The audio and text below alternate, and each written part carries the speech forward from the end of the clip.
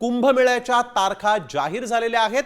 31 October 2026 पासून कुंभमेळा पर्वाला सुरुवात होणार आहे, तर 24 जुलै 2028 पर्यंत हा कुंभमेळा सुरू राहील आणि 2 ऑगस्ट 2027 ला पहिलं शाही स्नान होणार असल्याची माहिती मिळते आहे। आणि यामध्ये तर विशेष म्हणजे तिसरं अमृत स्नान नाशिक आणि त्र्यंबकेश्वर या ठिकाणी स्वतंत्रपणे पार पडणार आहे। 11 सप्टेंबर रोजी नाशिकमध्ये तर 12 सप्टेंबर रोजी त्र्यंबकेश्वरमध्ये तिसरं अमृत स्नान होणार आहे।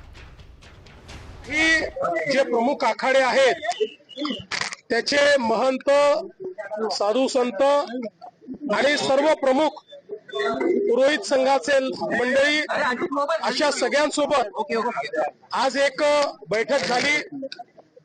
या बैठकीमध्ये कशा प्रकारे पुढची सगळी कारवाई करायची आहे त्याच्यावर चर्चा झाली। सर्व आखाड्यांचं म्हणणं आम्ही ऐकून घेतलं आणि त्याचसोबत आज आतापर्यंत आम्ही काय कारवाई केली आहे ती देखील त्यांना सांगितली।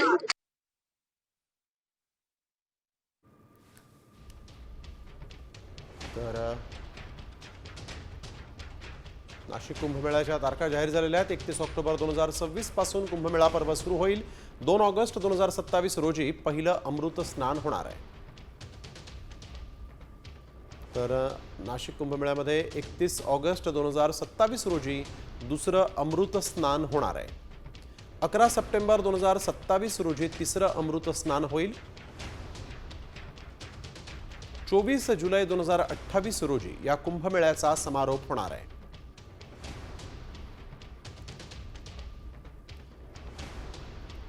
तर कुंभमेळ्यावरील बैठकीवरून खासदार संजय राऊत यांनी देखील सरकारवर निशाणा साधलेला आहे। जरा महाराष्ट्रात कामही करा अशा शब्दात त्यांनी सरकारला सल्ला दिलाय। कुंभमेळ्यासाठी कुंभमेळा मंत्री आहेत ना असा प्रश्नच राऊतांनी केलेला आहे। नेमकं त्यांनी काय म्हटलंय पाहूयात। त्याने एकदा मालेगावला यायला पाहिजे, रस्ते बिस्ते इकडले पाहायला पाहिजेत। कुंभमेळा आता परवा झाला, प्रयागराजलाही झाला। हे सरकार आता कुंभमेळ्यामध्ये लोकांना अडकवून ठेवेल। जरा कामही करा महाराष्ट्रामध्ये।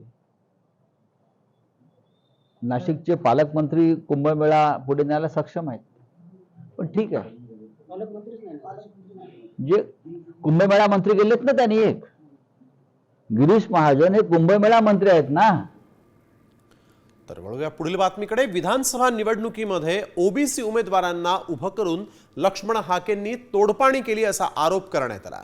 अमोल मिटकरी यांनी सोशल मीडियावर पोस्ट करत हा आरोप केलाय। उमेदवारांकडून पैसे घेऊन ओबीसी उमेदवारांना माघार घ्यायला लावल्याचा आरोप लक्ष्मण हाकेंवर करण्यात आलेला आहे। मात्र या ऑडिओ क्लिपची साम टीव्ही पुष्टी करत नाही। मी त्यांना म्हणणं होतं की बा तुम्ही पक्षाचं घेऊच नका, एबी फॉर्म तुम्हाला उचलायचं नसेल तर। त्यांनी एबी फॉर्म घेतला आणि आज त्यांनी सकाळी कल्पना न देता उचलला। मी त्यांना एवढंच विचारलं की बा तुम्ही का उचलला, तर त्यांचं म्हणणं की जरांगे पाटलानं जे सकाळी निर्णय घेतला विधानसभा लढवायचं नाही त्याच्यामुळं हाके साहेबांशी माझं बोलणं झालं। त्यांनी लढतोय आपण जरांगेनी माघार घेतली म्हणून आपण थांबलेलो नाहीयेत। आपण 16-17 उमेदवार आपले आहेत, आपण लढणार आहोत, आपण लोकांना अपील करणार आहोत, लोकांच्या समोर जाणार आहोत। त्यामुळे त्यांचं काहीतरी अडचण असेल बरं का, पण माझा काही नाही अडचण नाही सर। त्यांनी आर्थिक उलाढाल केली। मी कसा दबाव त्यांच्यावर टाकेन बरं। तर या संदर्भात अमोल मिटकर यांनी सोशल मीडियावर काय पोस्ट केलेली आहे पाहूयात। सदर ऑडिओ भोकर मतदारसंघातील याच ओबीसी बांधवांचा राजकीय बळी देऊन हाकेनं आर्थिक देवाणघेवाण केल्याचा त्यांनी पोस्टमध्ये म्हटलेलं आहे। अर्ज मागे घ्यायला भाग पाडलं। आता या मतदारसंघात आर्थिक तडजोड किती मोठी झाली असेल हे सुज्ञास सांगणे न लगे।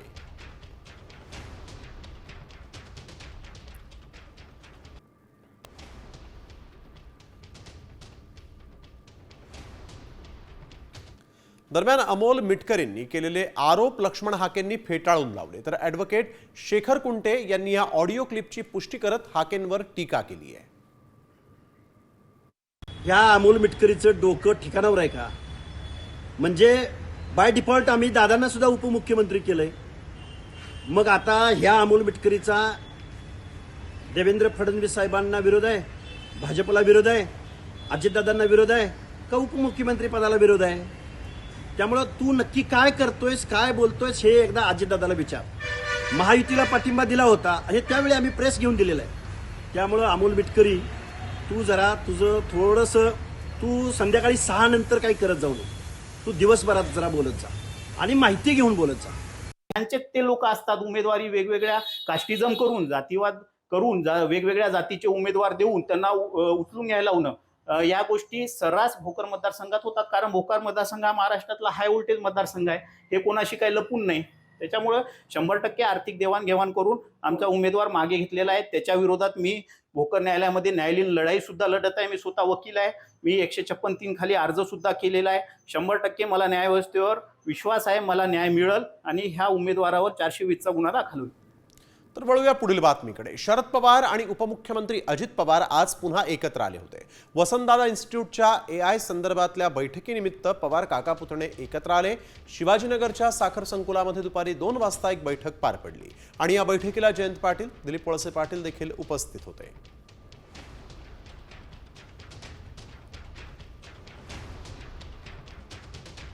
तर जयंत पाटील, दिलीप वळसे पाटीलही या बैठकीला उपस्थित होते. परंतु शरद पवार आणि अजित पवार एकत्र आल्यामुळे पुन्हा चर्चांना सुरुवात झालेली आहे.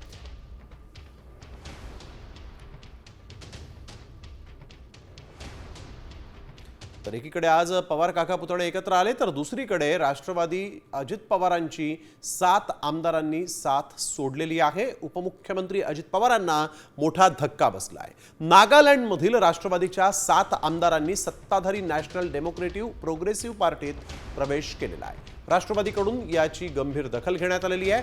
आमदारांवर पक्षांतर्गत बंदी कायद्याअंतर्गत कारवाई करण्यासाठी हालचाली सुरू करण्यात आलेल्या आहेत. 2023च्या विधानसभा निवडणुकीमध्ये 7 जागा जिंकत राष्ट्रवादी नागालँडमधील 3रा सर्वात मोठा पक्ष म्हणून उदयास आला होता आणि आता या 7ही आमदारांनी अजित पवारांची साथ सोडलेली आहे. मधल्या काळामध्ये ते मला 2-3 महिन्यापूर्वी भेटायला आलेले होते. त्यांची तिथं अजिबात त्या बाबतीमध्ये कामं होत नव्हती. त्याच्यामध्ये मी तिथल्या काही वरिष्ठांशी, मुख्यमंत्र्यांशी वगैरे बोललेलो होतो. त्याच्यात अस्वस्थता होती, ही गोष्ट खरी आहे. ज्यावेळेस साथीच्या साथी जातात त्यावेळेस पक्षांतर बंदी कशी होईल, त्याच्यामध्ये 2/3 वगैरे त्याच्यात काही नियम आहे, त्याच्याबद्दल आम्ही चर्चा करू. बघा, हे नागालँडचा आमदार कधी पवार साहेबांकडे बघा, हे नागालँड, मेघालय, मिझोराम, मणिपूर, सिक्कीम इकडलं राजकारण तुम्हाला माहीत नाही. फार लहान राज्य आणि इथे महाराष्ट्राच्या आधीपासून ते पैशाचा खेळ चालतो. आंध्राच्या कमी मतदान असतं, पैसे देऊन सरळ मतं विकत घेतली जातात. पैसे कमी पडले की हे सगळे दुसऱ्या पक्षात जातात. त्याच्यावर राजकीय चर्चा करू नये. तर कृषी मंत्र्यांनी शेतकऱ्यांबद्दल केलेल्या वक्तव्यावरून अजित पवारांनी कोकाटेंना कानपिचक्या दिलेल्या आहेत. काही गोष्टी बोलून का दाखवता, मनात ठेवा असं अजित पवारांनी सुनावलेलं आहे. कृषी मंत्री म्हणजे ओसाडगावचा पाटील असं वक्तव्य माणिकराव कोकाटे यांनी केलं होतं आणि यावरून अजित पवारांनी कोकाटेंना काही गोष्टी मनात ठेवण्याचा सल्ला दिलेला आहे.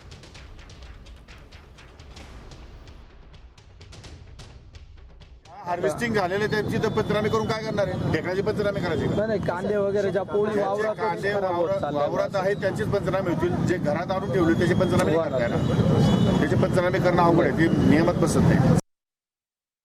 मी त्याच्यामध्ये मागही माणिकरावला सांगितलं की शेतकऱ्यांच्या बाबतीमध्ये असं वक्तव्य होता कामा नये. त्याच्यामध्ये आता शेवटी तो आपला बळीराजा आहे, तो लाखाचा पोशिंदा आहे. त्याच्यामध्ये सगळ्याच गोष्टी आता आम्हालाही माहिती आहे, आम्ही पण शेतकरी आहोत. परंतु काही गोष्टी बोलून कशाला दाखवायच्या, मनात ठेवायच्या. त्यांना अजून सवय नाही मनात ठेवायची, त्याच्यामुळे असलं होतं. महागात पडतं दादा हे. फार महाग, आता मला जास्त महागात समजेल. तर आपण बघतोय यावेळेस कृषी मंत्री माणिकराव कोकाटे यांच्या या वक्तव्यानंतर आता अजित पवारांनी त्यांना कानपिचक्या दिलेल्या आहेत. काही गोष्टी बोलून का दाखवता अशा शब्दात त्यांनी जाहीररित्या कोकाटेंना सुनावलेला आहे. शेतकऱ्यांबद्दल केलेल्या वक्तव्यावरून अजित पवारांनी कोकाटेंना हा थेट सल्ला दिला आहे. काही गोष्टी बोलून का दाखवता अशा शब्दात अजित पवार यांनी कोकाटेंना सल्ला दिलेला आहे. त्यावेळेस एक महत्त्वाची बातमी आपण बघतोय. अजित पवार यांनी थेट कोकाटेंना सल्ला देताना काही गोष्टी बोलून का दाखवता असा प्रश्न उपस्थित केला आहे. कोकाटेंनी कृषी मंत्रीपद हे ओसाडगावची पाटीलकी असल्याचं म्हटलं होतं. त्यावर अजित पवारांनी आता प्रतिक्रिया दिलेली आहे आणि काही गोष्टी या बोलून दाखवायच्या नसतात असंच सांगितलेलं आहे, तर काही गोष्टी मनात ठेवाव्या लागतात असं अजित पवारांनी कानपिचक्या देताना कोकाटेंना म्हटलेलं आहे. तर वळूया पुढील बातमीकडे. संजय राऊतांनी मंत्री गुलाबराव पाटलांच्या वक्तव्याचा समाचार घेतला. आम्ही अंधश्रद्धा मानत नाही, तुम्ही रेडे कापून बळी देऊन सत्तेत आला आहात, घोटाळे करून ईडीचा धाक दाखवत सत्ता मिळवली असा हल्लाबोल राऊत यांनी केला आहे. संजय राऊत हे पांढऱ्या पायाचे आहेत अशी टीका गुलाबराव पाटलांनी केली होती.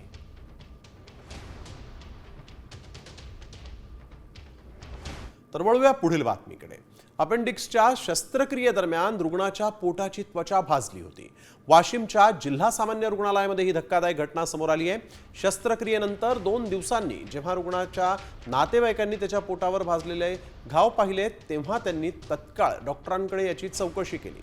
डॉक्टरांनी या घटनेमागे तांत्रिक बिघाड असल्याचं सांगत ती अनावधानानं झाली अशी माहिती यावेळेस दिलेली आहे. 20 तारीख को ऑपरेशन करने को ऑपरेशन थिएटर में ले गए. ले जाने के बाद में ऑपरेशन हुआ और उसके अंदर क्या शॉर्ट सर्किट हो गया, उसलिए उसका पेट जल गया. वो डॉक्टर साहब ने हमको बताया नहीं. हम तीसरे दिन हम देख रहे हो तो वो जख्म दिख रही हमको. तो हमने डॉक्टर साहब को पूछे कि भाई ये क्या है, तो बोले भाई वो ऐसा हो गया, मशीन हादसा हो गया. तो मैंने हमको तो पहले बताना था तुमने.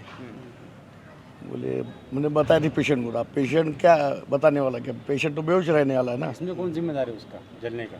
दवाखाना. तर पुढील बातमी देखील वाशिम मधल्याच आरोग्य व्यवस्थेच्या अनास्थेबद्दलची आहे. कारण प्रसूती दरम्यान एक कापडाचा तुकडा एका महिलेच्या पोटात राहिला. वाशिम जिल्ह्यातील डॉक्टरांचा हा प्रताप आहे. संभाजीनगरच्या डॉक्टरांच्या निदर्शनास ही सगळी घटना आली. महिलेची शस्त्रक्रिया केली आणि पोटातला कापडाचा हा तुकडा बाहेर काढण्यात आला आहे. सुरेखा यांची 10 मे रोजी रिसोड इथं एका रुग्णालयात सिझेरियन प्रसूती झाली होती. मात्र त्यानंतर सुरेखा यांचं नेहमी पोट दुखत असल्यानं त्यांचा तपास करण्यात आला आणि त्यानंतर ही बाब उघडकीस आलेली आहे. तर डॉक्टरांनी मात्र या संदर्भातले सगळे आरोप फेटाळून लावलेले आहेत. इतका भला मोठा कापडाचा तुकडा हा या महिलेच्या पोटातच राहिला होता. त्यामुळे वाशिम मधले डॉक्टर नेमके कशा पद्धतीने शस्त्रक्रिया करतात यावर आता प्रश्न उपस्थित होत आहेत. 24 एप्रिल 2025 आणि 29 मे 2025 या एका महिन्यानंतर त्यांनी तिथे परत सिटी स्कॅन केला. म्हणजे ते ऑपरेशन झाल्यानंतर तर तो सिटी स्कॅनमध्ये राईट ॲडनेक्झा म्हणजे उजव्या बाजूचे जे अंडाशय असतात त्यामध्ये जो मॉब दाखवलाय तो कुठल्याही सोनोग्राफीमध्ये नव्हता. आणि तो जो मॉब दाखवत आहेत मीडियावर सध्या तो मॉब एकदम फ्रेश आहे. एका वर्षानंतर एवढा फ्रेश मॉब निघणं शक्य नाही. तर वळूया पुढील चिंता वाढवणाऱ्या बातमीकडे. कोरोनाचा धोका हा वाढलेला आहे, त्यामुळे प्रत्येकानं काळजी घेण्याची गरज आहे. महाराष्ट्रात कोरोनाचा अलर्ट जारी करण्यात आला आहे. 24 तासात देशातील नवीन रुग्णांमुळे प्रशासन हाय अलर्टवर आलेलं आहे. महाराष्ट्रात 68 नवीन रुग्ण समोर आलेले असून राज्यातील एकूण सक्रिय रुग्णांची संख्या 467 इतकी झाली. आरोग्य विभागानं सर्व रुग्णालयांना ICU बेड, ऑक्सिजन आणि अन्य संसाधनं तयार ठेवण्याचे निर्देश दिलेले आहेत आणि यासह नागरिकांना मास्क घालणं, सामाजिक अंतर राखणं आणि वारंवार हात धुण्याचा सल्लाही देण्यात आलेला आहे.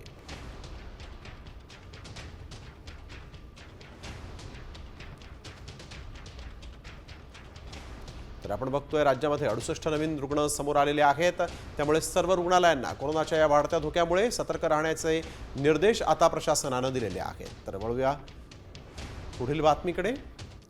शेतकऱ्यांसाठी एक महत्त्वाची बातमी आहे. मान्सूनचा प्रवास पूर्णपणे रखडलेला आहे. किमान 10 जूनपर्यंत तरी मान्सून पुढे सरकणार नाही असा अंदाज व्यक्त करण्यात आला आहे आणि त्यामुळे शेतकऱ्यांची पेरणी आणि लागवडीची त्यांनी आता घाई करू नये असं आवाहन कृषी विभागानं केलेलं आहे. मान्सूनचा प्रवास थांबणार असून फक्त पश्चिम किनारपट्टी आणि राज्यात काही भागात हलका पाऊस कोसळेल. राज्यामधल्या बहुतांश भागात कोरडं हवामान अपेक्षित आहे. त्यामुळे कमाल तापमानातही वाढ होईल. विदर्भामध्ये तापमान 40 अंश तर मराठवाडा आणि खानदेशात कमाल तापमान 35 ते 40 अंश सेल्सिअस राहणार आहे. तर राज्यात पावसानं थोडी विश्रांती घेतली आहे. मात्र आज कोकण आणि विदर्भाला पावसाचा येलो अलर्ट जारी करण्यात आलेला आहे.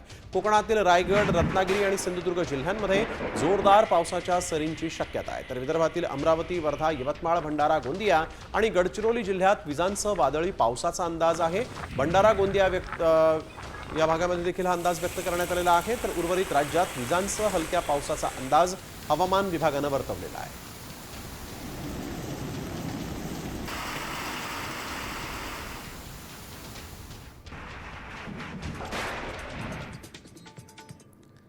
तर अक्कलकोट तालुक्यात मुसळधार असा पावसाचा जोर कायमच आहे. बोरगाव, घोळसगाव, किरनाळी या गावांना पावसानं चांगलंच झोडपून काढलंय. धाराशिवच्या तुळजापूर तालुक्यात झालेल्या पावसाने अक्कलकोट तालुक्यातील ओढे आणि नाले तुडुंब भरून वाहू लागले आहेत.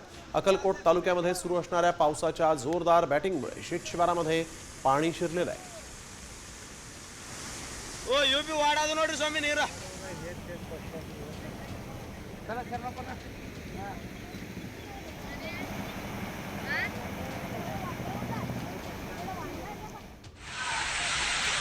तर आपण बघतोय सोलापुरात मुसळधार असा पाऊस झालेला आहे. ओढे नाले तुडुंब भरून वाहू लागलेले आहेत. अक्कलकोट मधली ही दृश्य आपण बघतोय. वळूया पुढील बातमीकडे. मुंबईतील जुहू समुद्रामध्ये बुडून एका तरुणाचा दुर्दैवी मृत्यू झाला. फोटो काढताना त्याचा तोल गेला आणि तो समुद्रात पडला. जीवरक्षकांनी त्याला पाण्यातून बाहेर काढलं, मात्र त्याच्या नाकातोंडात पाणी गेल्यामुळे त्याचा दुर्दैवी मृत्यू झाला.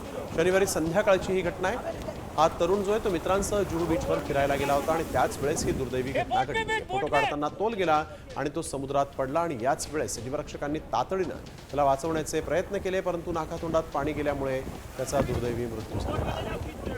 फोटोचा मोह त्याला नडला असंच इथं पाहायला मिळालं. अतिशय दुर्दैवी अशी ही घटना.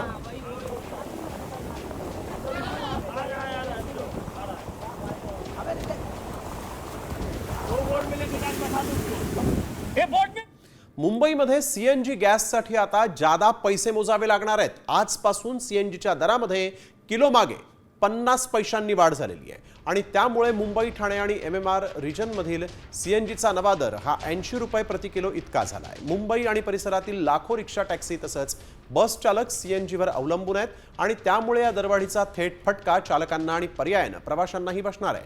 दरम्यान घरगुती वापरासाठी वापरण्यात येणाऱ्या पाईपलाईन गॅसच्या दरात कोणताही बदल झालेला नाही. पाईपलाईन गॅसचा दर 49 रुपये प्रति युनिटवर कायम आहे.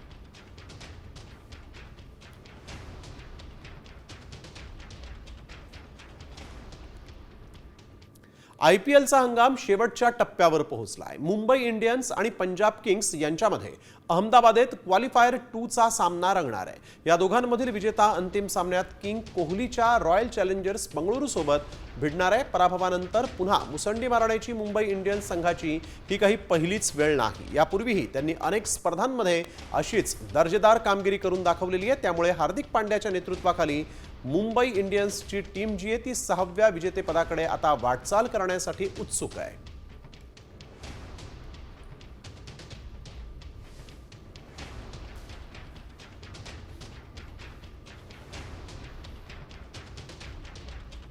पाकिस्ताननं भारताचं एक विमान पाडल्याची कबुली आज chief of defence staff general Anil Chauhan यांनी दिली आहे.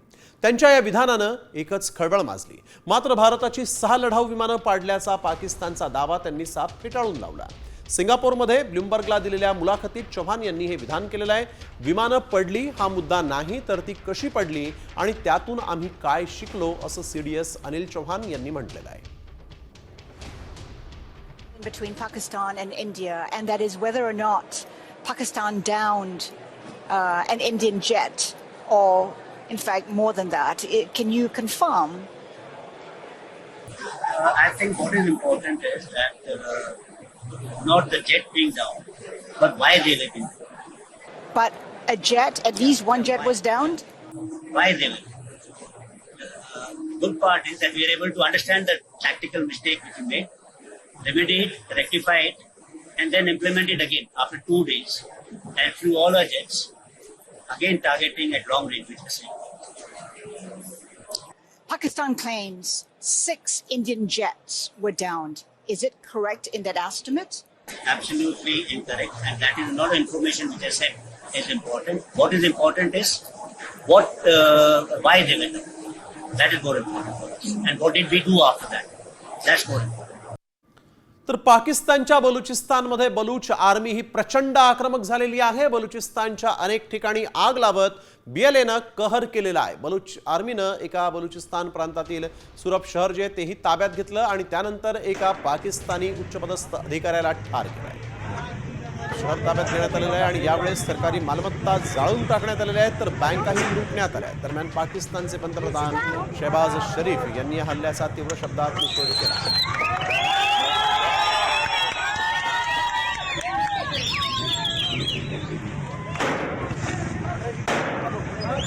रशिया आणि युक्रेनमधील तणाव वाढत असून आता युक्रेनकडून रशियाच्या एअरबेसवर ड्रोन हल्ला करण्यात आला आणि यामध्ये 40 रशियन विमानं उद्ध्वस्त झाल्याचा दावा करण्यात येतोय.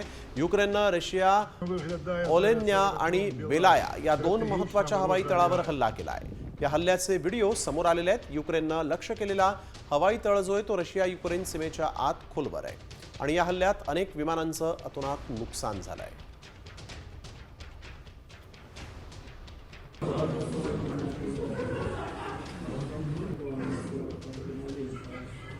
Виглядає зараз аеродром Білая. Стратегічна ворожа авіація.